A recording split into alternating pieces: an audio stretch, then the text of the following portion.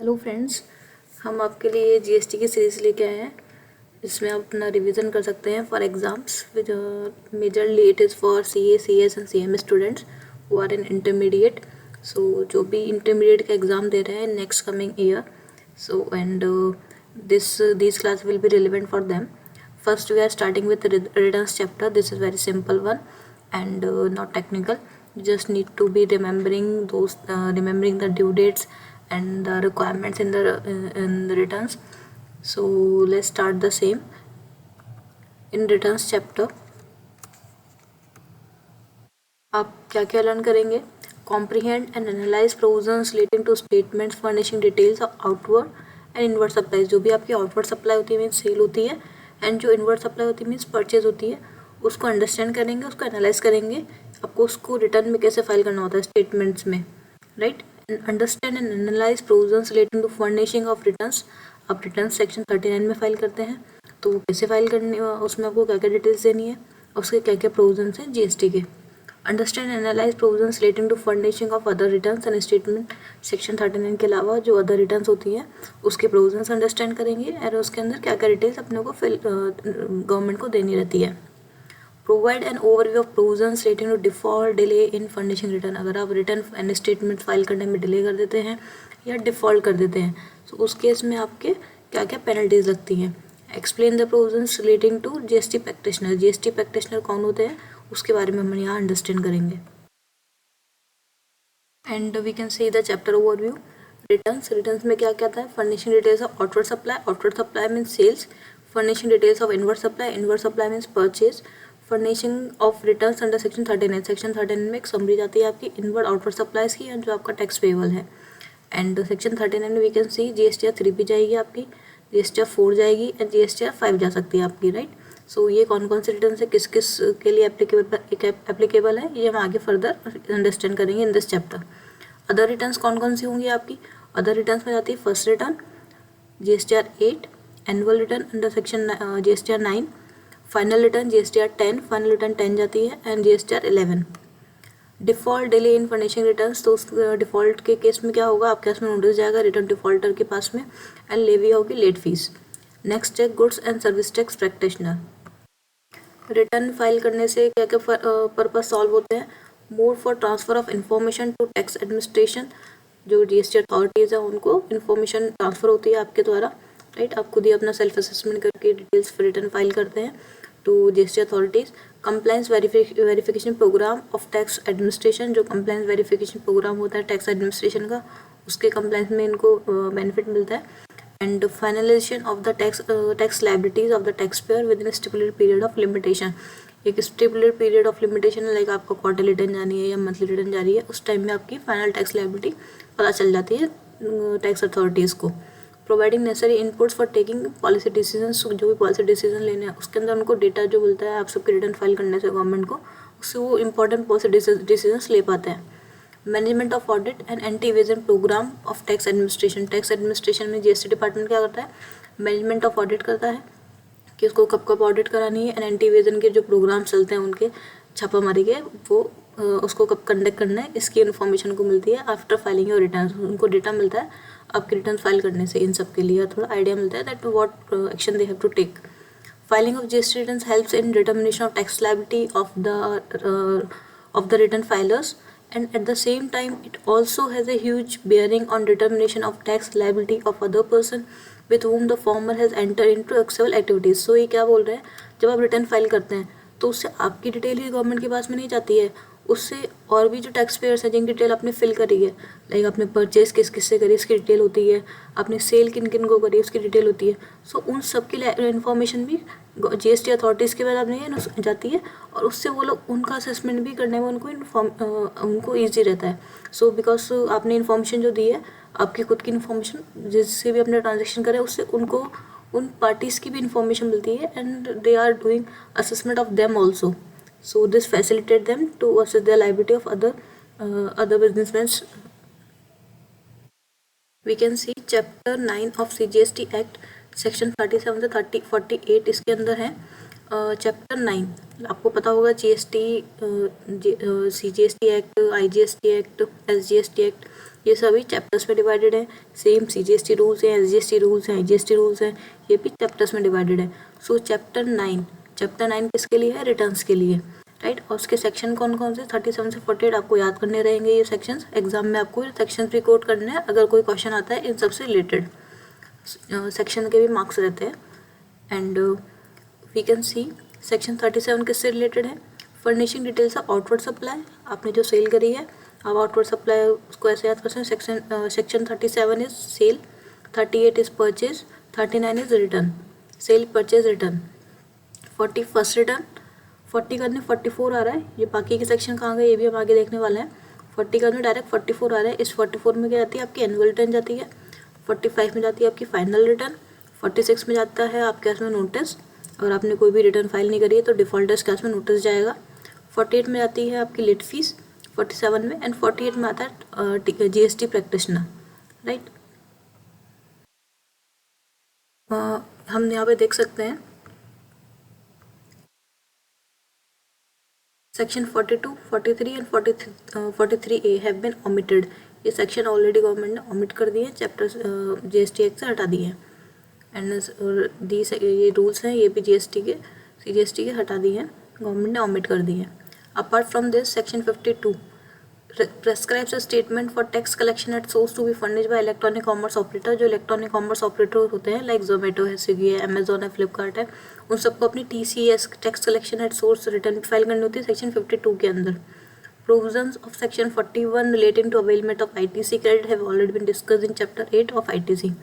सो आपने आपके इसमें एक सेपरेट चैप्टर है बहुत बड़ा सेक्शन 41 में इनपुट टैक्स क्रेडिट के ऊपर, वो आपने ऑलरेडी इसमें सेक्शन 41 कवर हो गया। सो आपका सेक्शन 41 में डायरेक्टली 44 आ रहा है, राइट। 40 आप यहाँ पे देख सकते हैं सेक्शन 41 में 44 आ रहा है, तो बाकी के 41 से लेके 43 तक के जो सेक्शन है उसके बारे में मैंने बता दिया। 41 है ITC से रिलेटेड एंड बाकी ये सब ओमिट हो चुके हैं।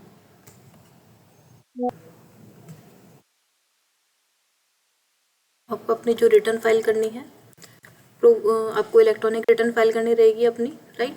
एंड आपको ऑफलाइन यूटिलिटी पे अवेलेबल है आपके पास में, अगर आप ऑफलाइन यूटिलिटी को डाउनलोड करके अपनी GST रिटर्न फाइल करना चाहते हैं तो आप वो भी कर सकते हैं। आप GST के पोर्टल पे जाएंगे gst.gov.in, उसमें डाउनलोड सेक्शन में आप जाएंगे तो वहाँ पे आपके पास मल्टीपल रिटर्न्स की ऑफलाइन यूटिलिटी रहेगी, जहाँ पे मल्टीपल ट्रांजेक्शन होते हैं, large number of cell purchase sale transaction होते हैं, उसमें हम ऑफलाइन यूटिलिटी प्रेफर करते हैं और उसमें डिटेल अपलोड करते हैं GST पोर्टल पे। और अगर आपके 4-5 थोड़े बहुत इनवॉइसेस हैं तो उस केस में हम डायरेक्टली ऑनलाइन रिटर्न फाइल कर सकते हैं GST पोर्टल पे लॉगिन करके, राइट। एंड यहाँ पे एक ऐड दे रखा है GST सुविधा प्रोवाइडर, या कोई कंप्लायंसेस को ईजी करता है, सो आप GST सुविधा प्रोवाइडर की हेल्प भी ले सकते हैं। Now next thing is we have some relevant definitions. So इस डेफिनेशंस में we are going to cover only those definitions which are important, others आप अपने बोर्ड स्टडीज़ के जो मॉड्यूल है उसमें जाकर के भी इंफॉर्मेशन दे सकते हैं। Many these terms are very general enough, so आप सबको मेजरली पता ही होगी। So first we are discussing casual taxable person. Who is casual taxable person? Means a person who occasionally undertakes transaction involving sale purchase, involving supply of goods or services of both in the course of furtherance of business, whether as principal agent or in any other capacity in a state or union territory where he has no fixed place of business. Means casual taxable person क्या होगा? जिसका कोई fix place of business नहीं है किसी भी state में, union territory में, राइट। एंड जो ओकेजनली अंडरटेक करता है ट्रांजेक्शंस, जिसमें सेल सप्लाई कर सकता है सर्विसेज की या गुड्स की, तो कभी कभी कैजुअली कर लेता है, राइट। सो समझ लीजिए आपने कोई एग्जीबिशन लगाई किसी और स्टेट में जा करके, तो आपकी रेगुलर कोई शॉप नहीं है, कोई आपका फिक्स प्लेस ऑफ बिजनेस नहीं है, जहाँ पे भी एग्जीबिशंस वगैरह लगती है आप वहाँ पे जा करके अपना डिस्प्ले करते हैं और अपना सेल परचेज का ट्रांजेक्शन कंडक्ट करते हैं। कौन कौन सी कैपेसिटी में कर सकते हैं? या तो आप खुद जाके कर रहे हो, या आपने किसी और के बिहाफ पे जाके आप एजेंट के थ्रू एज ए एजेंट कर रहे हो, या आप एज ए सर्वेंट कर रहे हो, इन एनी अदर कैपेसिटी आप किसी के एम्प्लॉई हो और उनके बिहाफ पे जा करके आप वहाँ पे पार्ट ले रहे हो किसी भी जगह के। So you are counted under casual taxable person. Next है आपका एग्जाम सप्लाई। एग्जाम सप्लाई क्या होती है? ये इंपॉर्टेंट डेफिनेशन है। जब भी एग्जाम सप्लाई से रिलेटेड कोई क्वेश्चन आए तो आपको उसमें एग्जाम सप्लाई की डेफिनेशन भी कोट करनी चाहिए wherever necessary, right. So exempt supply means supply of goods और सर्विस ऑफ बोथ, ठीक है, which attracts nil rate of tax. First is nil rate of tax, जहाँ पे कोई भी टैक्स रेट नहीं दे रखी है गवर्नमेंट ने, ना निल रेट ऑफ टैक्स कर रखी है। सेकेंड है और विच में बी वोली एग्जाम अंडर सेक्शन 11 और section 6 of IGST act, section 11 of CGST act या section 6 of IGST act, right. Section 6 of IGST act interstate transaction से रिलेटेड, राइट। सो जो इंटरस्टेट ट्रांजेक्शन्स होते हैं, सेल परचेज होती हैं ऑफ गुड्स और services, उस केस में सेक्शन 6 ऑफ IGST एक्ट आता है और उनको एग्जाम कर रखा होता है। सो एग्जाम्शन जहाँ पे भी आपके इसमें आपको 3 टर्म याद रखनी है, निल रेट ऑफ टैक्स, सेकंड है आपकी एग्जाम्शन 11 सेक्शन 11 में of CGST act and section 6 में of IGST act, and third one is includes non taxable supply, जो नॉन टैक्सेबल सप्लाई आपके अल्कोहल एंड ऑल, सो वो ये सब इसमें कवर होंगे, राइट। सो एग्जाम सप्लाई मैंने आपको ईजी कर दिया है, इसमें 3 चीज़ें कवर होंगी आपकी, nil rate of tax, second one is आपका आ जाता है exempt supplies and third one आ जाता है non taxable supplies, right. Next आपका आता है non resident taxable person who is NRTP. So NRTP is also important, means any person who occasionally undertake transaction involving supply of goods or services or both, whether as principal or agent or in any other capacity, but who has no fixed place of business or residence in India. जिसका ना तो कोई fix place of business है India में, ना कोई इसका permanent residence है, मतलब फिक्स प्लेस ऑफ रेजिडेंस है इन इंडिया में। आपको लिंक सेम भी यूज़ करनी है, राइट। इसमें भी सेम है, ये भी कैजुअल टैक्सेबल पर्सन की जैसे डेफिनेशन है सेम ओवरऑल एज, इसमें उसका कोई फिक्स प्लेस नहीं है इंडिया के अंदर, ना ही उसका कोई रेजिडेंस है। एंड नेक्स्ट थिंग इज जो वो ये भी ओकेजनली अंडरटेक कर रहा है परचेज सप्लाई ऑफ गुड्स और सर्विसेज, एंड कौन कौन सी कैपेसिटी में कर रहा है, प्रिंसिपल की, एजेंट की, any other capacity, right. So I think this will be easy for you to understand also. Next definition आपकी है recipient of supply of goods और सर्विसेज बोथ, राइट। ये भी एक इंपॉर्टेंट डेफिनेशन है, इसको अंडरस्टैंड करना इंपॉर्टेंट है। रेसिपिएंट कौन होगा, right, where a consideration is payable for the supply of goods और services both the person who is liable to pay that consideration. जहाँ पे आपको कुछ पे करना, आपने परचेस किया तो जो पे कर रहा है कंसिडरेशन वो रेसिपिएंट कहलाएगा। जहाँ पे कोई कंसिडरेशन पेबल नहीं है, राइट, आपको कुछ पे ही नहीं करना है, for the supply of goods the person to whom the goods are delivered और मेड अवेलेबल और टू whom पोजीशन और use of the goods is given और मेड अवेलेबल। जहाँ पे आपको हो सकता है कोई ऐसा ट्रांजेक्शन जहाँ पे आपको देना ही नहीं है, पेमेंट ही नहीं करना है, आपने बार्टर ट्रांजेक्शन कर लिया, आपने कुछ दिया और उसने कुछ दिया आपको, राइट, उसके बदले में, बट उस केस में जिसने भी वो भी रेसिपेंट कहलाएगा, राइट। मैंने आपको बोला I will give you some classes, study classes, and उसके बदले में आप मेरे को एक रिंग दे दो, राइट। सो वो जो रिंग है उसके लिए मैंने आपको कुछ पे नहीं किया है, but that ring I have receipt, या फिर मैंने अपने बिहाफ पे मैंने कहा अपने मेरे एम्प्लॉय को दे दो आप। सो मेरे उसके अंदर जिसको भी मिली है, वो जिसके पास भी वो गुड्स आया है, that person is recipient of supply of goods और services. Next is where no consideration is payable for the supply of a service. जब यहाँ पे हमने ओनली सप्लाई ऑफ गुड्स का देखा है और यहाँ पे सप्लाई ऑफ सर्विस का देख रहे हैं। सो रेसिपिएंट के केस में यहाँ पे सप्लाई, सेकंड पॉइंट में बोल रहा है गुड्स के रिगार्डिंग, थर्ड पॉइंट में बोल रहा है सप्लाई ऑफ सर्विस के regarding, the person to whom the service is rendered. So इस केस में क्या, मैंने आपको क्लासेस दी, मैंने कहा मुझे GST में एक्सपर्टाइज है, मैंने कहा मैं आपको GST क्लासेस दे रही हूँ और आपकी एक्सपर्टाइज है इनकम टैक्स में, तो मैंने कहा आप मुझे इनकम टैक्स की क्लासेस दे दो। सो उस केस में क्या होगा, तो मैंने सर्विस ली आपकी, so I am recipient of service, even consideration में आपको कुछ पे नहीं किया है। यहाँ पे बोल रहा है any reference to a person to whom supply is made shall be construed as a reference to the recipient of supply. जिसको सप्लाई मेड करी है उसको रेसिपिएंट ऑफ द सप्लाई कहेंगे, and shall also include agent acting as such on behalf of the recipient relation to the goods और supply और both. अगर तो किसी भी एजेंट को अगर दिया आपने मेरे बिहाफ, लाइक मैंने कहा मेरे एजेंट को इनको दे दो सप्लाई गुड्स या सर्विस की, तो वो भी उसमें रेसिपिएंट कहलाएगा। Now we can see furnishing details of outward supply. Section 37 read with rule 59. So section 31 में हमने क्या पढ़ा था, section 39 is related to sale. So outward supplies is related to sale. Section 37. Who is required to furnish the details of outward supply? The details of outward supplies of both goods and services are required to be furnished by every registered person, including casual registered tax person, except the following. Right? So इन सब के अलावा बाकी सबको अपनी outward supplies की details file करनी है, accept the following, right. सो आपको ये याद रखना है, राइट। इनपुट सर्विस डिस्ट्रीब्यूटर होता है, उसको फाइल नहीं करनी है आउटवर्ड सप्लाईज की detail.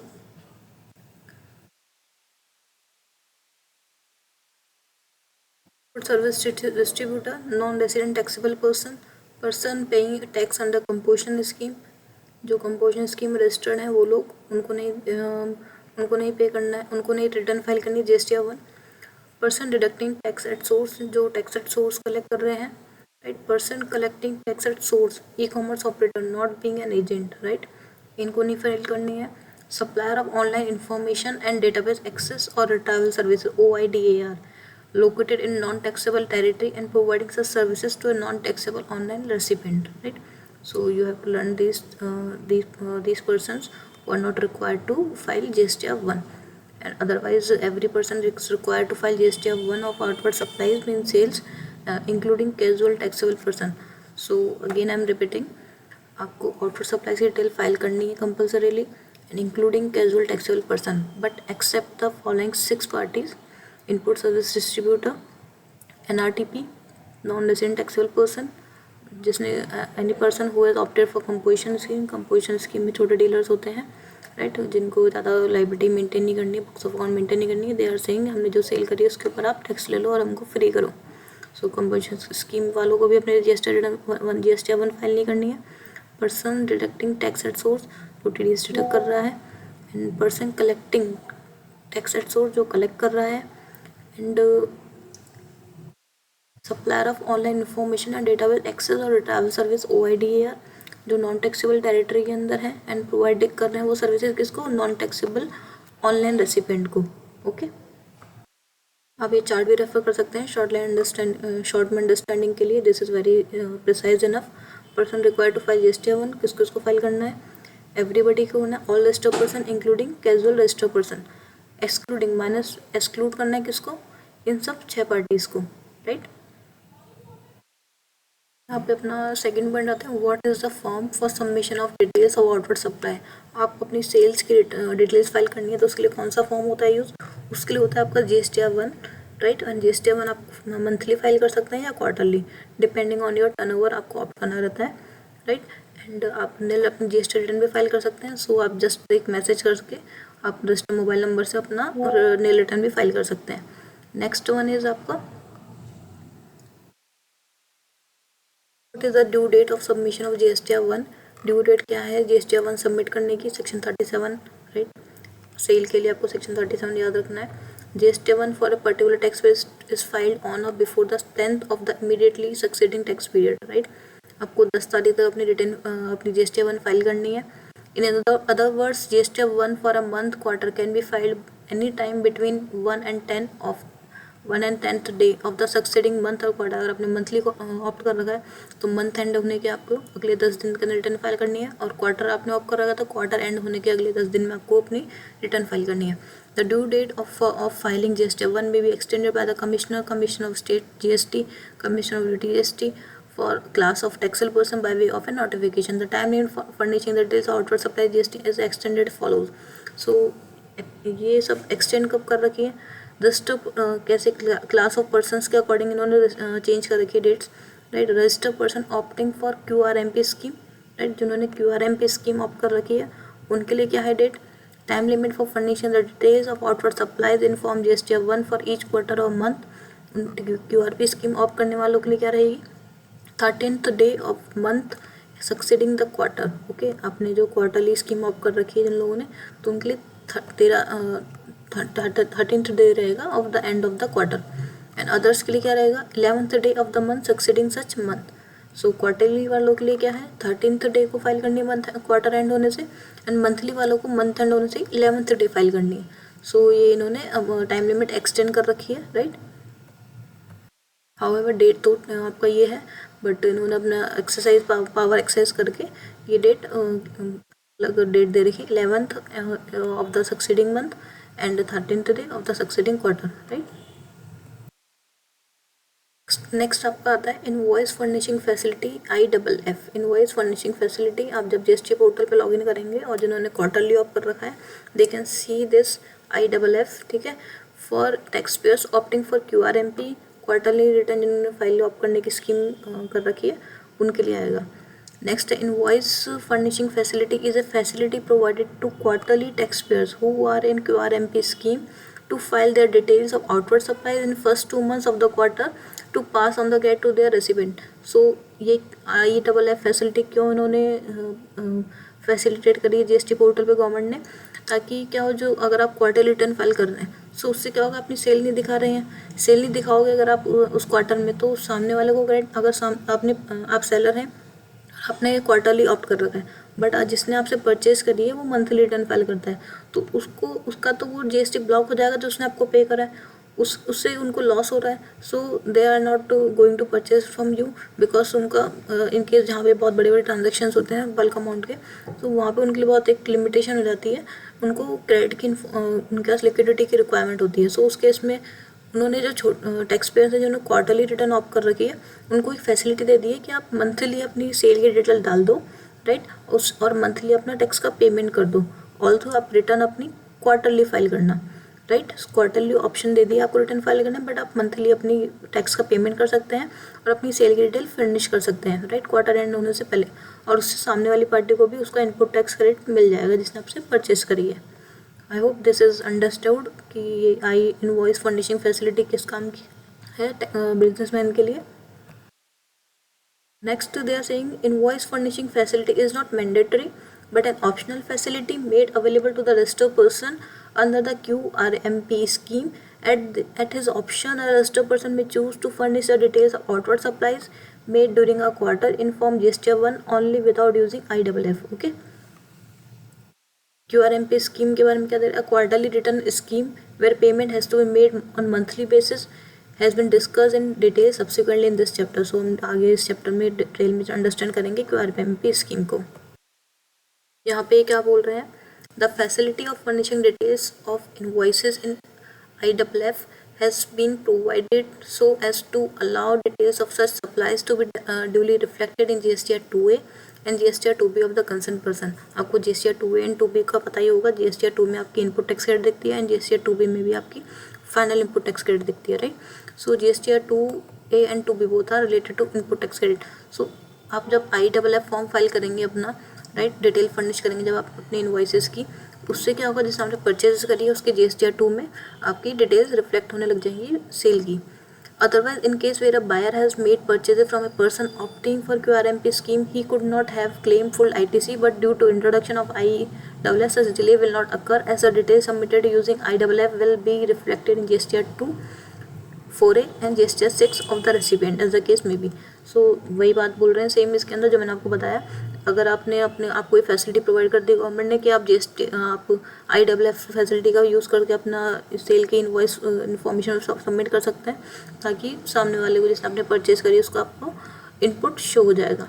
So that thing they are saying tax payer opting for QRMP scheme may furnish the details of such outward supplies to a registered person as he may consider necessary for the first and second month of the quarter. पहले और दूसरे month में आपका समझ लीजिए quarter है, fourth quarter जनवरी फरवरी, तो इन दोनों महीने के लिए अपना QRMP स्कीम में अगर आप हैं तो आप इन दोनों महीने के लिए फॉर्म IFF फाइल कर सकते हैं, ठीक है। अब कब तक कितने अमाउंट के लिए कर सकते हैं? Up to a cumulative value of 50 lakh rupees, means आपकी सेल 50 लाख रुपये तक की आप उसमें शो कर सकते हैं इन IFF के अंदर cumulative.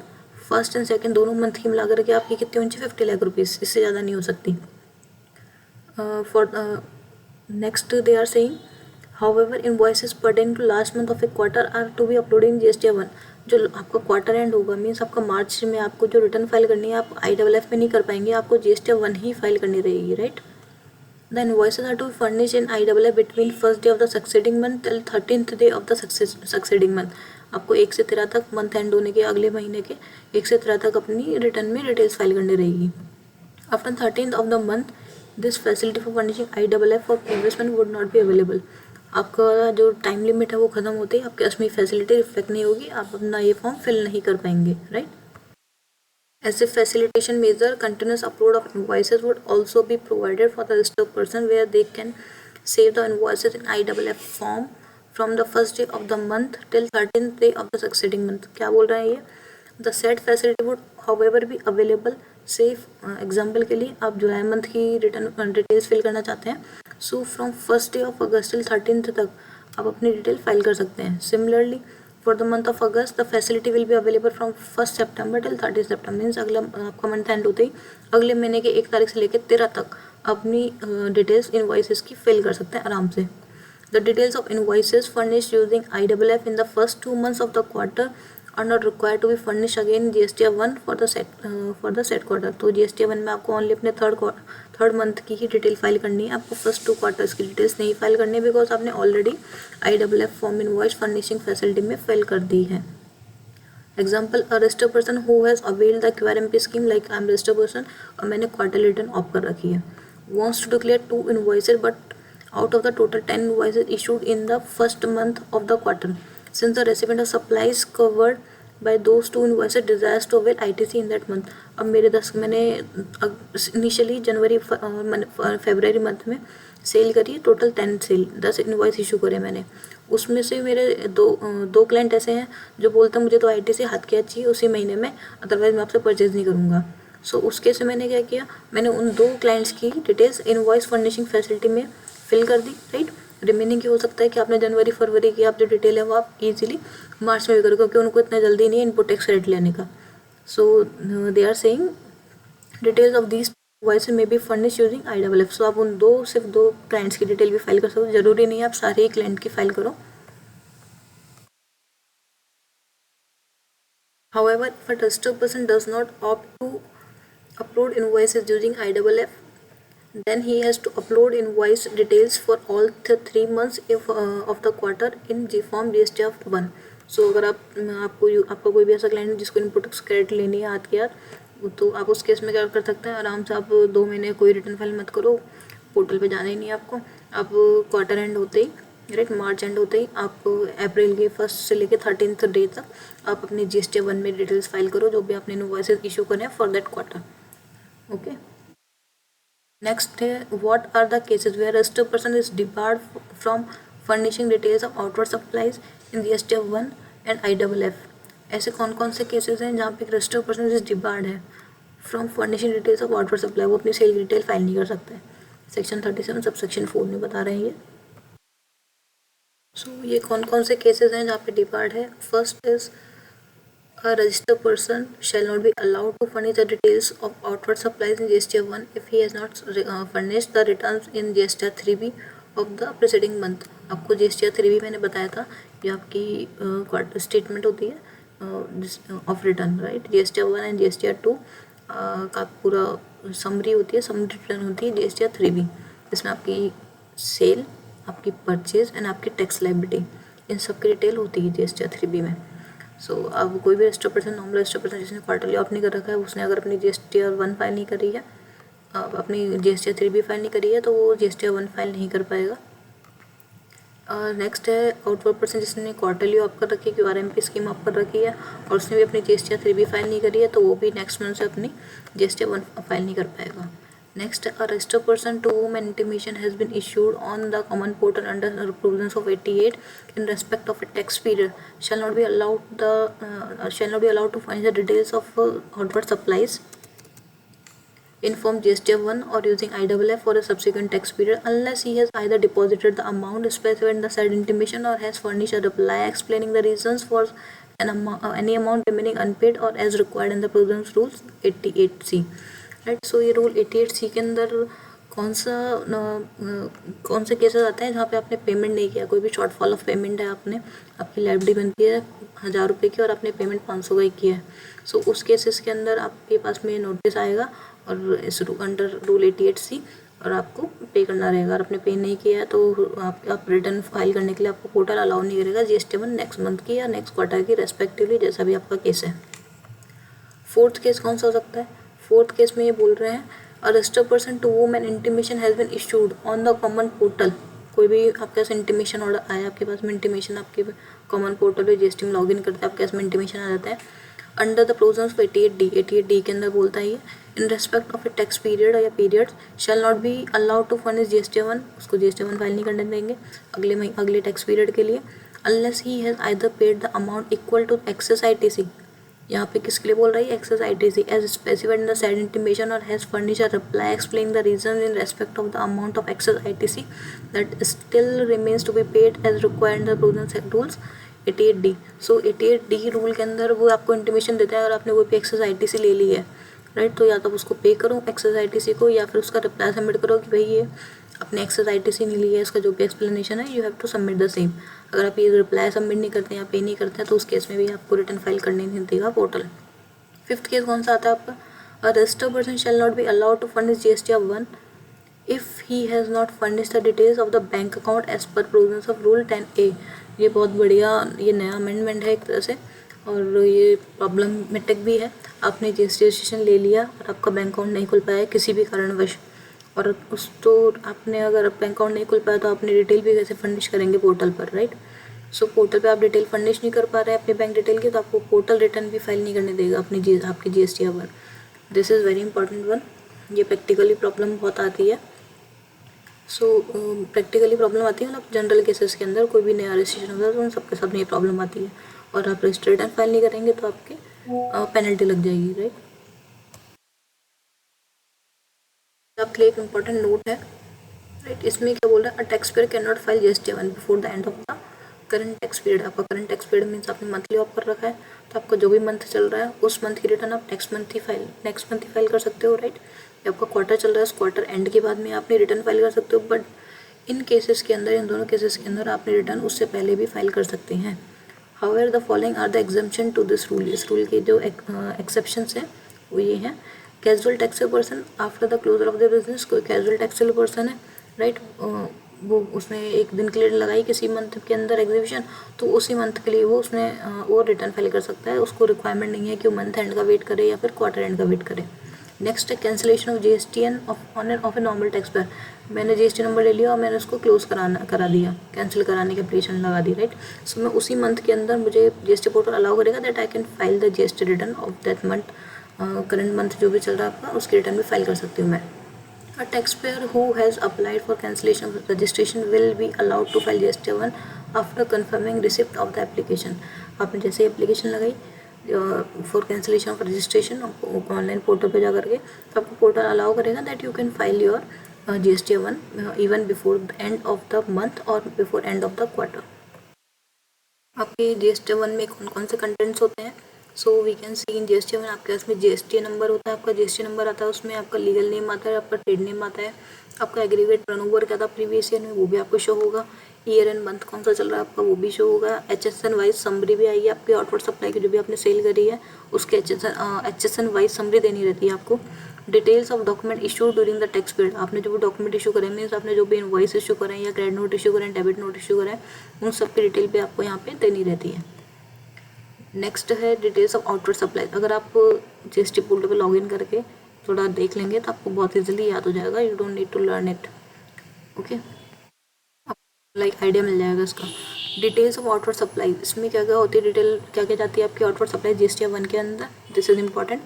B2B including UIN holders, आपने B2B सेल करी किसी को या फिर किसी UIN होल्डर को करी आपने, ठीक है, यूनिक आइडेंटिफिकेशन नंबर वाले होल्डर को आपको अपन आगे बताएंगे what is UIN holder.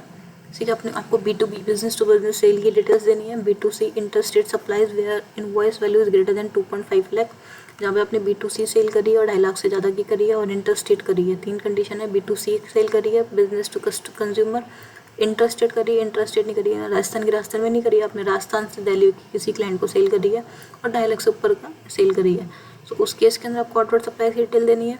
Third is consolidated details of other B2C supplies, आपको जो भी B2C सप्लाईज आपने करी है, छोटी मोटी आपकी डिटेल्स की सेल होती है, उसकी कंसोलिडेटेड डिटेल देनी है, एक कस्टमर वाइज डिटेल नहीं देनी आपको। आप टोटल आपने 5 लाख की सेल करी, रिटेल सेल, आप डिटेल दे दो अपनी मंथली या क्वार्टरली रिटर्न में। Zero rated and deem export, जो भी जीरो रेटेड सप्लाईज है या डीम एक्सपोर्ट है उसकी डिटेल आपको देनी रहेगी। ऐसा नहीं है कि आपने जीरो रेटेड है तो आपने डिटेल उसकी डिटेल ही नहीं दी आपने इसके अंदर, आपको वो भी देनी रहेगी। डेबिट क्रेडिट नोट इशू करें जो भी आपने वो भी आपको देने रहेंगे, उसकी डिटेल भी आपने लाइक 5 क्रेडिट नोट इशू करें, 10 क्रेडिट नोट इशू करें, जो भी इशू करें आपने उसकी डिटेल भी यहाँ पे फर्निश करनी रहती है आपको। निल रेटेड, एग्जेम्प्टेड, नॉन GST, ये तीनों सप्लाई भी देनी रहेगी आपको details. Amendment for prior period, आपने कोई भी चेंजेस करे हैं किसी इनवॉइस के अंदर, पिछले इनवॉइस के अंदर कोई मिस्टेक कर दिया आपने तो उसमें कोई अमेंडमेंट करा आपने पिछले टैक्स पीरियड का, तो वो भी डिटेल आपको फर्निश करनी रहेगी। एडवांसेस रिसीव, एडवांसेस एडजस्टेड, कोई भी एडवांस मिला है आपको या एडवांस आपने एडजस्ट किया है तो उसकी डिटेल भी आपको यहाँ पे देनी रहेगी। This is important one, what are the details which are required to be given in outward supplies. GST is a destination based consumption tax, hence the tax revenue is transferred to the state which is the place of supply of the particular transaction. तो आपको पता ही होगा GST destination based tax है जहाँ पे आपने consumption किया है. अब मैं राजस्थान में आगे राजस्थान के रिसोर्सेज यूज़ कर रही हूँ, राइट, तो राजस्थान की गवर्नमेंट को ही टैक्स मिलना चाहिए ना. मैं रिसोर्सेज जहाँ के यूज़ करूँगी, ऐसा तो नहीं है कि मैं राजस्थान में बैठ करके और दिल्ली की गवर्नमेंट को टैक्स पे कर दूँ. This is not right. So GST का कंसेप्ट यही है नॉर्मल बेस कि जहाँ पे आप कंजम्पशन कर रहे हो डेस्टिनेशन पे उसी पे टैक्स लगे. Hence the tax revenue of is transferred to the state which is the place of supply of the particular transaction.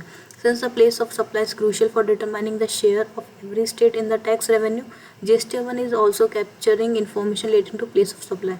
So आपको इतना अंडरस्टैंडिंग मिली गई होगी कि GST में प्लेस ऑफ सप्लाई कंसेप्ट कितना इंपॉर्टेंट है. उससे हर एक स्टेट को जो रेवेन्यू मिलता है GST का, उसी से वो अपना स्टेट रन करती हैं, राइट. और भी अदर सोर्सेज होते हैं, but GST is also one of the source of revenue for government.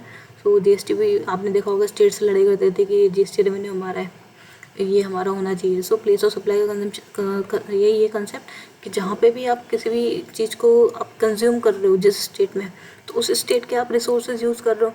सो उसी स्टेट का अधिकार है उस GST पे, उस GST के ऊपर जो आपने पे करा है.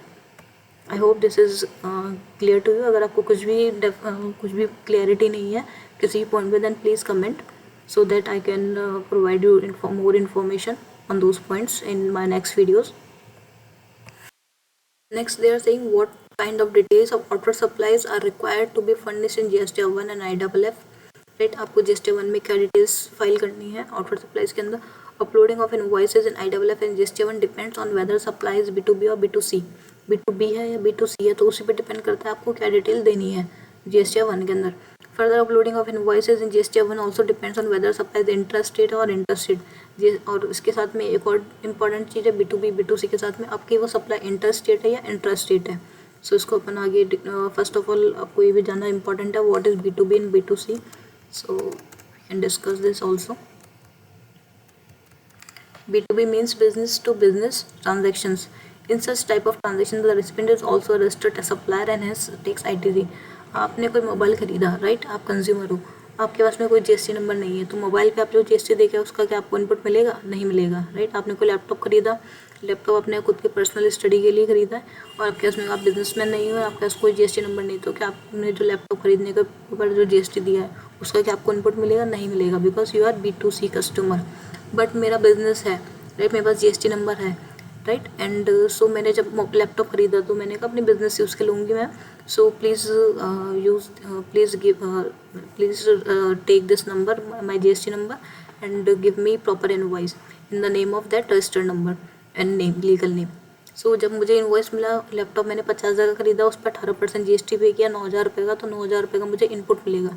अब मैंने जो भी सेल करी है इन फ्यूचर, लाइक मैंने 1 लाख रुपीज़ की कोई सेल करी, कंसल्टेंसी दी है, तो उसमें मेरे जो 9,000 रुपीज़ की मेरी जो GST इनपुट रखी है, that input GST I can use in paying my tax liability. मेरा 18,000 का टैक्स लाइबिलिटी बना 1 लाख पे 18%, उसमें से मैंने 9,000 का इनपुट ले लिया. सो प्रॉपरली इन नेट मुझे 9,000 ही गवर्नमेंट को पे करना रहा.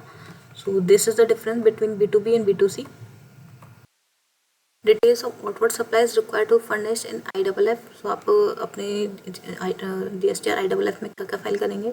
In the IFF registered person has to submit the B2B invoice, details of both interstate and intrastate transaction along with debit and credit notes of the B2B invoices. तो इसके अंदर आपको simple 2 चीज़ें देनी है.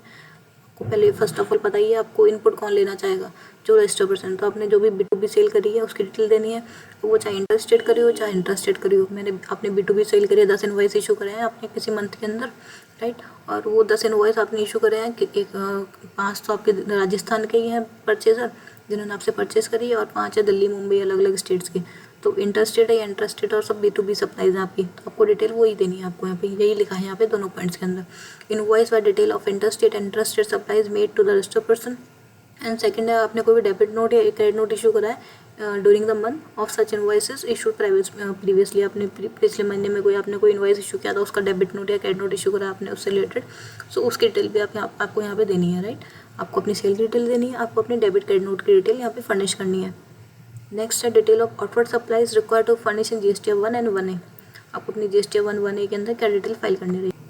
सो इसमें भी सेम चीज़ें बोल रहा है आपको, detail of invoices and revise invoices. इसमें आप क्या डाल सकते हैं, जीएसटी 1 के अंदर एक अच्छी फैसिलिटी, आप अमेंडमेंट्स भी कुछ है तो आपने कुछ रिवीजन किया है पिछले टैक्स पीरियड से रिलेटेड, सो वो डिटेल भी आप फाइल कर सकते हैं, और करंट मंथ के जो भी इनवॉइसेस है उसकी डिटेल भी आप दे सकते हैं। सो यहाँ पे यही बोल रहा है, detail of invoices and revised invoices issued in relation to supplies made by him to a registered person or unregistered persons and debit and credit note। वही सेम बात है, इसमें भी आप ओनली एक्स्ट्रा थिंग क्या है, अब invoices and debit note credit notes के अलावा आप यहाँ पे रिवाइज भी कर सकते हैं इनवॉइसेस, और उनकी डिटेल भी आप यहाँ पे फर्निश कर सकते हैं।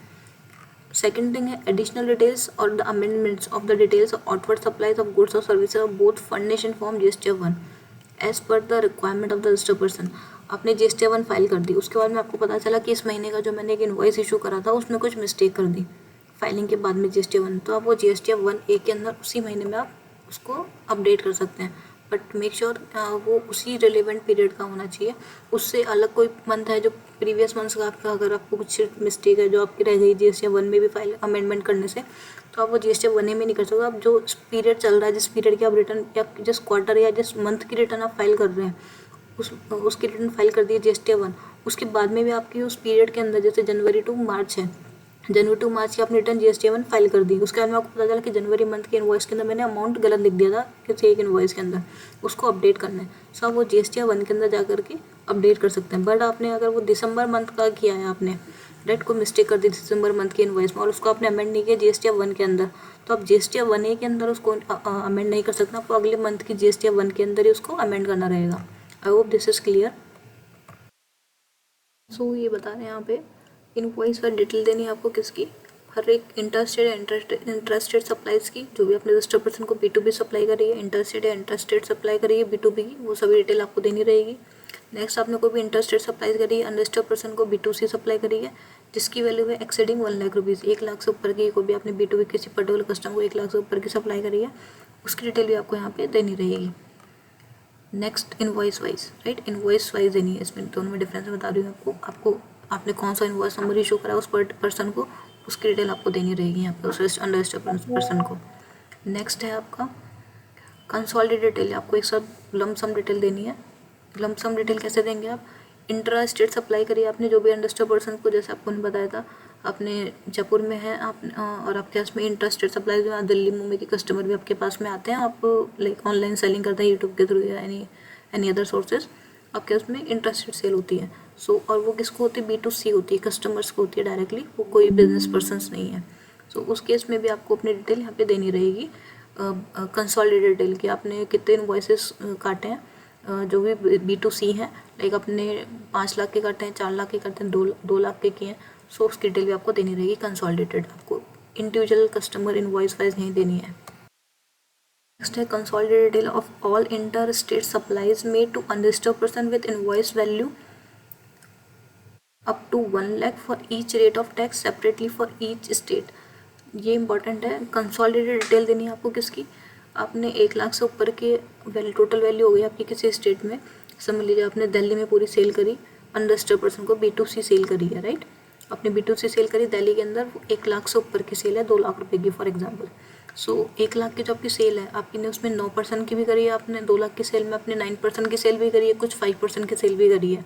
सो और आपने जो दिल्ली में 2 लाख की सेल करी है उसमें 9% की कितनी है, 5% कितनी है, आपको उसकी डिटेल देनी रहेगी स्टेट वाइज। कुछ आपने मुंबई में सेल करी है, 2 लाख की सेल मुंबई में भी करी है आपने, उसमें से आपने 9% की भी करी, 5% की करी है, तो आपको वो डिटेल स्टेट वाइज देनी रहेगी एंड रेट वाइज देनी रहेगी, right, state wise and rate wise, so that government को पता रहे कि भाई ये किस स्टेट को कितना पैसा देना है और किस रेट से देना है। सो उससे स्टेट का रेवेन्यू लीक नहीं होगा, स्टेट को उसका रेवेन्यू सेंट्रल गवर्नमेंट बांट देगी। इनमें भी वो चलता है कि बांटना चलता है कि आपने जो टैक्स पे किया कितना किस स्टेट को जाएगा और कितना सेंट्रल को जाएगा। सो जब ये इन्फॉर्मेशन होगी तभी स्टेट्स को पैसा मिलेगा, अदरवाइज नहीं मिलेगा।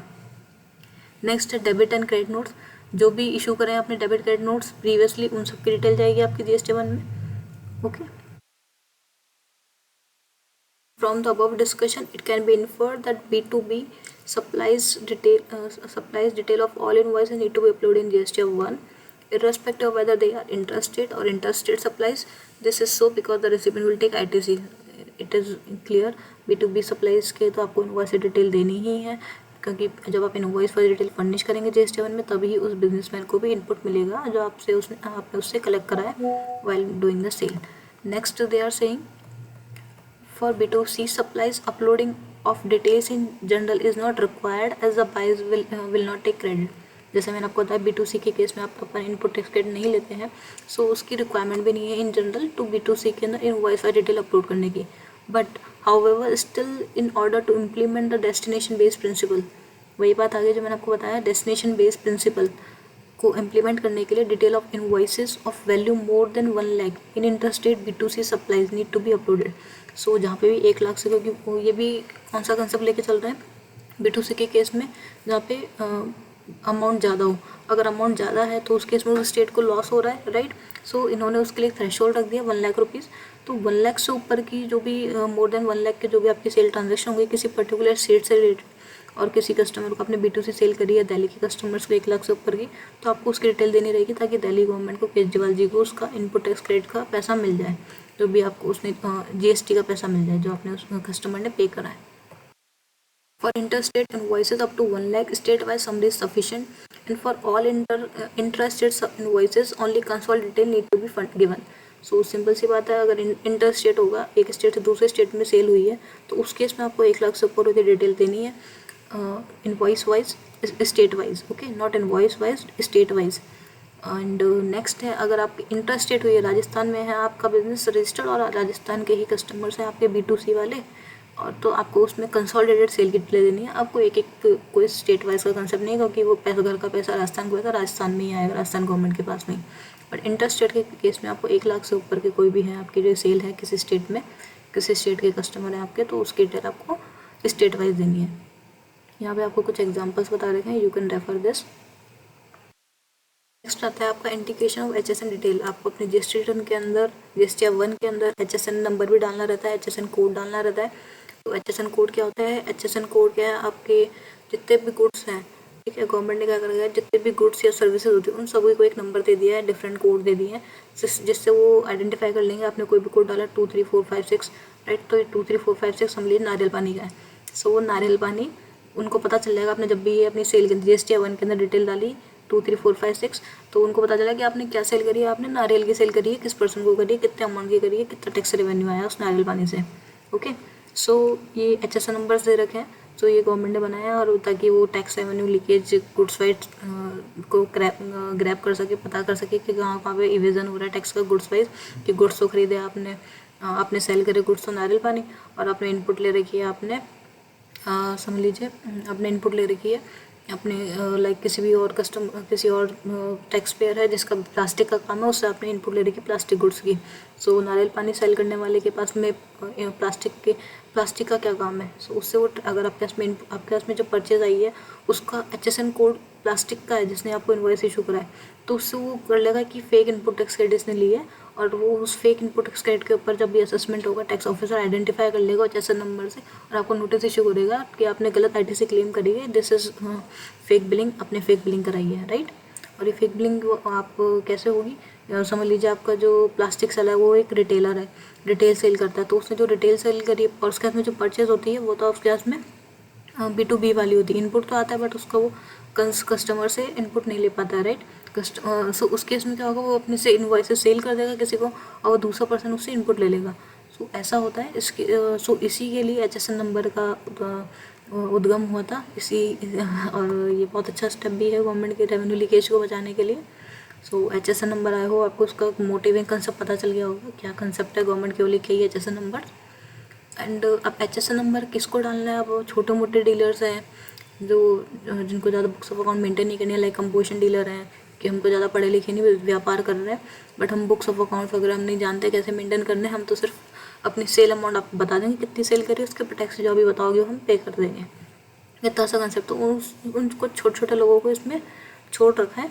बट अब अपन देखते हैं कि किस किस को देना है. यहाँ पे aggregate annual turnover in the preceding financial year, अगर आपका 5 करोड़ तक का है पिछले साल में, ठीक, अप टू 5 करोड़ रुपीज़ पिछले फाइनेंशियल ईयर में 5 करोड़ तक का है, तो आपको HSN नंबर देना 4 डिजिट तक, 4 डिजिट तक.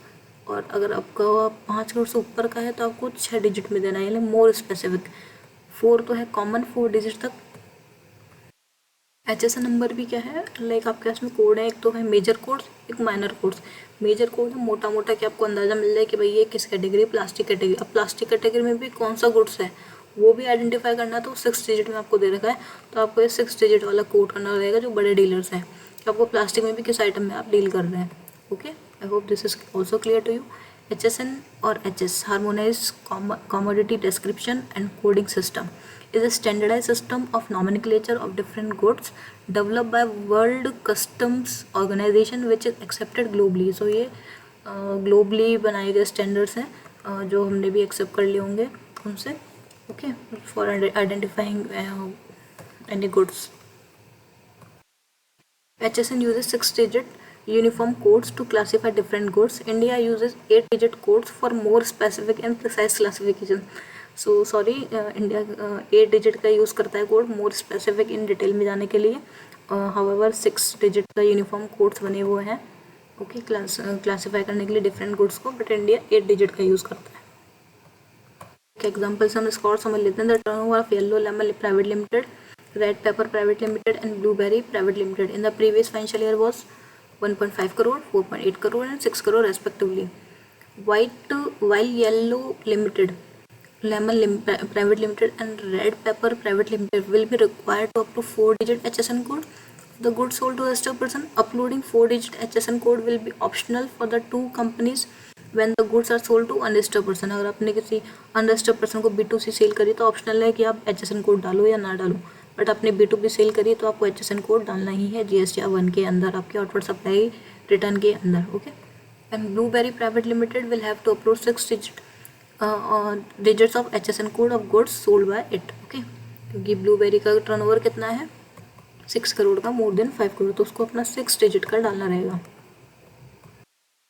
How are the details of outward supply furnished in the current period amended.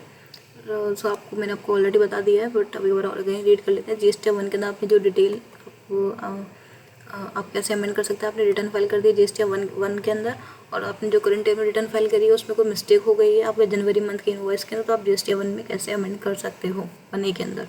In cases where a tax payer after having file form GST 1, आपने GST 1 फाइल कर दी है, realise that some amendment is required to be made in his tax liability in form GST 1 and optional form GST 1 is provided to him. आपको एक GST 1 form भी दे रखा है, उसमें आप उसको अमेंड उसमें चेंजेस कर सकते हो। This allows him to add any particular of the current tax period okay, मैंने आपको बताया था आप करंट टैक्स पीरियड का ही कर सकते हो। Missed out in reporting in form GST 1 of current tax period और amend any particulars already declare in form GST 1 of current tax period including those declared in IFF for the first and second months of the quarter, if any for quarterly taxpayers, right? So ये वही बात बोल रहे हैं कि आप GST 1A के अंदर आप कौन कौन से चेंजेस कर सकते हैं, करंट टैक्स पीरियड के ही कर सकते हो, जो भी आपने GST 1 में फाइल करे हैं, और GST 1 में फाइल करने में आपने कोई मिस्टेक कर दी है करंट टैक्स पीरियड में, तो आप GST 1A का यूज़ करके उसको चेंज अपडेट कर सकते हो और अपनी लायबिलिटी को कम या ज़्यादा कर सकते हैं। A registered person may, after furnishing the details of outward supplies of goods or services of both in GST 1 for a tax period, but before filing of return in GST 3B for the said tax period at his own option, amend or furnish additional details of outward supplies of goods or services of both in form GST 1A for the said tax period, okay। इसमें आपको यही बता रहे हैं कि आपने GST 1 file कर दी है, तो ऐसा तो है नहीं आप GST 1 कभी भी फाइल कर सकते हो, उसकी भी एक टाइम लिमिट है GST 1 फाइल करने की भी। तो GST 1 फाइल करती है, उसका हमें GST 3B फाइल करनी होती है, तो इन दोनों टाइम पीरियड के बीच में जो टाइम होता है तब तक आप समझ लीजिए आपने GST 1 फाइल करी, और GST 1 फाइल करने के बाद में आपने जो statement of summary GST 3B है वो भी फाइल कर दिया, तो क्या अब आप GST 1 फाइल कर सकते हो? No, you are not allowed. आपने अगर GST 3B फाइल नहीं करी है और आपने GST 1 फाइल कर दी है, उसके 1 फाइल करने के बाद में आपको पता चला मैंने कुछ मिस्टेक कर दी है और 3B फाइल नहीं करी है, उस केस में आप GST 1 फाइल कर सकते हैं। इसको हम एक एग्जांपल से और समझ लेते हैं। A supplier issue 2 invoices, invoice 1 invoice 2 in the month of January, then he furnish the details of the invoice 1 on 8 February in GST 1. However, he missed one invoice 2, and furnishes the detail of the same in GST 1A on 15 February. आपने miss कर दिया invoice second file करना, सो अब आप क्या कर सकते हैं, डेट आपकी एंड हो गई है GST 1 की, So now you can file GSTR 1A. In this case, invoice 1 will go to form GSTR 2B of the recipient for the month of January, made available on 14 February. 13 आपकी last date होती है GSTR 1 file करने की. 13 को आपने 13 से पहले आपने जब भी फाइल किया उसके अगले दिन 13 से नेक्स्ट 14 फरवरी को सामने वाले रेसिपेंट को जैसे हमने परचेज करी है उसको इन्वॉइस रिफ्लेक्ट होने लग जाएगा. Further invoice 2 will be made available in GSTR 2B of the recipient for the month of February, made available on 14th March. वो अगले महीने रिफ्लेक्ट होगा, वो सेम मंथ में आपको रिफ्लेक्ट नहीं होगा. ये पॉइंट टू बी नोटेड है. अपने GSTR 1A के अंदर जो भी चेंजेस करें वो आपको सेम मंथ में रिफ्लेक्ट नहीं होंगे, वो नेक्स्ट मंथ में रिफ्लेक्ट होंगे. नेक्स्ट एग्जांपल है supplier issue 2 invoices, invoice 3 and 4 in the month of January. January month में हमने 3 and 4 नंबर के इनवॉइस इशू करें और आपने क्या किया, अपनी GSTR 1 लेट फाइल करी. कब करी आपने? 15 फरवरी को फाइल करी है. लास्ट डेट होती है GSTR 1 फाइल करने की 13 फरवरी, बट आपने 15 फरवरी को फाइल करी. However he declare invoice 4 in the GSTR 1A के अंदर आपने इनवॉइस 4 को डाला, ठीक है, ऑन 16 फरवरी को. तो इस केस में क्या होगा, क्या इनपुट दिख जाएगी नेक्स्ट इसी मंथ में आपके जिसने आपसे परचेज करी है. आपने अगर GSTR 1A लेट फाइल करी तो GSTR 1A भी अगर आपने लेट फाइल करी है तो इनपुट नहीं मिलेगी, दिखेगी नहीं, रिफ्लेक्ट नहीं होगी GSTR 2 के अंदर टू द रेसिपिएंट. सो ये यहाँ पे यही बात बोल रहे हैं. In this case both invoice 3 and 4 will be made available in form GSTR 2B of the recipient for the month in of February, made available 14 मार्च. फरवरी में ही नहीं दिखेगा उसको इनपुट, अब उसको डेफर हो गया, नेक्स्ट मंथ में दिखेगा इनपुट. ये पेनल्टी समझ लीजिए आप लेट फाइलिंग की. Key features of GSTR 1A are as follows. GSTR 1A is an optional facility. It can be filed only once for return period. एक बार ही फिल कर सकते हैं किसी भी रिटर्न पीरियड पे, ऐसा नहीं आप बार बार अब एक ही रिटर्न पीरियड के लिए multiple times GSTR 1A file कर सकते हैं. It allows to amend the records filed in GSTR 1 of current tax period. Right, the corresponding effect of the changes made to form GSTR 1A on the liability of the taxpayer shall be reflected in GSTR 3B. 3B के अंदर same tax period में reflect हो जाएगी आपको, but आपकी जो input है वो आपको नेक्स्ट पीरियड में दिखेगी. At the recipient and the ITC for the supplies declared or amended by the supplier through GSTR 1A will be available to the recipient in form GSTR 2B generated for the next tax period. It can be amended on electronically through the common portal either directly or through a facilitation center. आप ये offline file नहीं कर सकते हैं, आप directly आप portal पर ही आपको इलेक्ट्रॉनिकली फाइल करनी रहेगी. There is no due date for filing GSTR 1A for the taxpayers filing form GSTR 1 on a monthly basis. GSTR 1A की कोई भी ड्यू डेट नहीं है. ड्यू डेट इसकी एक रेंज है, लाइक GSTR फाइल करने के बाद में और GSTR 3B फाइल करने से पहले आप इसको फाइल कर सकते हैं. ओके, सो इसकी कोई भी फिक्स डेट नहीं दे रखी है. Form GSTR 1 from GSTR 1 on monthly basis. Form GSTR 1 will be available on the common portal every month from the due date of filing GSTR 1 or the actual date of filing of form GSTR 1. जो भी letter होगा उसके बाद में आपको GSTR 1 दिखेगी. And will be available till actual filing of corresponding form GSTR 3B on the same tax period. Right, so obviously we are aware GSTR 1A file करने के बाद में आपके इसमें GSTR 1A फाइल करने का ऑप्शन आएगा. और कब तक अवेलेबल रहेगा? जब तक आपने GSTR 3B फाइल नहीं करी. अगर आपने GSTR 3B फाइल कर दी तो आपके इसमें ऑप्शन नहीं आएगा. From the liability perspective, the net impact of particulars declared or amended through GSTR 1A along with the particulars declared from GSTR 1 shall be auto updated in GSTR 3B. Obviously बात है, जो भी आपके up and down है, जो भी अगर आपने चेंजेस करे हैं GSTR 1A के अंदर, आपने इन्वेस्टमेंट कम किया है या ज़्यादा किया है, तो उसका जो भी नेट इफेक्ट आएगा आपका टैक्स लाइबिलिटी का, वो GSTR 3B में रिफ्लेक्ट हो जाएगा. For the QRMP taxpayers who files from GSTR 1 on quarterly basis, GSTR 1A shall be available quarterly. सो मोर और लेस सेम थिंग्स ही है यहाँ पे, नथिंग इज डिफरेंट. आप इसको रीड आउट कर सकते हैं. But important thing to be considered in case where change is required to made in GSTN. आपको पार्टी ही चेंज करनी है अगर आप किसी इनवॉइस के अंदर, आप तो उसके लिए आपको क्या करना है, आप GSTR 1A के अंदर नहीं कर सकते हो वो चेंजेस. आपको उसके लिए नेक्स्ट मंथ की GSTR 1 के लिए वेट करना पड़ेगा. नेक्स्ट मंथ या क्वार्टर जो भी एप्लीकेबल है उसमें ही आप ये चेंजेस कर सकते हैं अगर आपको GSTN ऑफ रेसिपिएंट चेंज करना है तो. So this should be remembered, right? This is very important. So next है rectification of errors. If the supplier discovers any error, he shall rectify the same in the tax period during which such error is noticed. and pay the tax and interest if any, in case there is short payment in the return to be furnished for such tax period. कोई भी error कर दिया आपने तो उसको आप उसी period में करेक्ट कर सकते हैं और आप इंटरेस्ट और पेनल्टी के साथ में अपना पेमेंट कर सकते हैं. Supply discover some mistake in detail of the invoice furnished in GST 1 for the month of August. In October he can rectify the said mistake in GST 1 for the month of October. Simple सी बात है, you can understand this. And time limit for rectification की क्या time limit है? In the above example, suppose for some reason supplier could not make correction at the time of filing GST 1 for the month of October, then he can make such amendment in the subsequent periods. However, the maximum time limit within which such amendment are permissible is earlier of the following dates. This is important one. कब तक amendment कर सकते हैं? So 30th day of November following the end of the financial year to which such details pertains. आपका financial year होता है अप्रैल से लेके मार्च तक का. मार्च एंड हो गया, आपका फाइनेंशियल ईयर खत्म हो गया, right. Like for example March financial year 2023-24.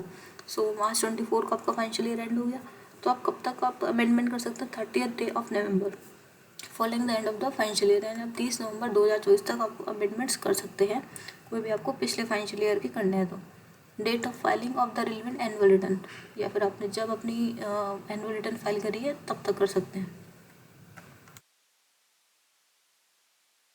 Earlier of the following, आपको ये भी ध्यान रखना है, अर्लियर ऑफ द फॉलोइंग दोनों डेट से पहले आपने एनुअल रिटर्न फाइल कर दी है तो आप तब तक कर सकते हैं, या फिर आप 30 नवंबर तक कर सकते हैं, जो भी आपका अर्लियर हो. आपने एनुअल रिटर्न आपने 30 नवंबर के बाद में फाइल करी है तो आप नहीं कर पाएंगे अपना एनुअल रिटर्न, बट आपने एनुअल रिटर्न पहले फाइल कर दी है तो आप अमेंडमेंट कर सकते हैं. एग्जाम्पल अपन देख लेते हैं इसका. An entity has furnished the annual return for the previous financial year on 15 August in the current financial year. इस ईयर के उसने अपनी एनुअल रिटर्न फाइल करी है 15 अगस्त को. An error is discovered in respect of a transaction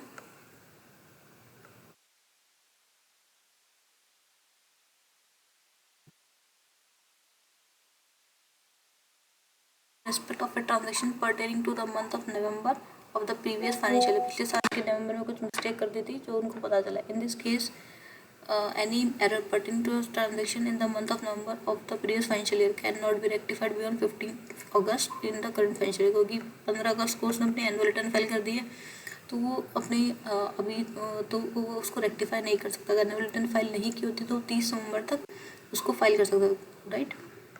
It may be noted that expression due date is missing in time limit prescribed for making amendments. GST, therefore, such date apparently means actual date of filing and not the due date. So I hope this is also clear to you. And remaining part we are going to discuss in second part. And for today that's all. Second video में हम continue करेंगे यहाँ से nil GST 1 से. Okay, thank you guys.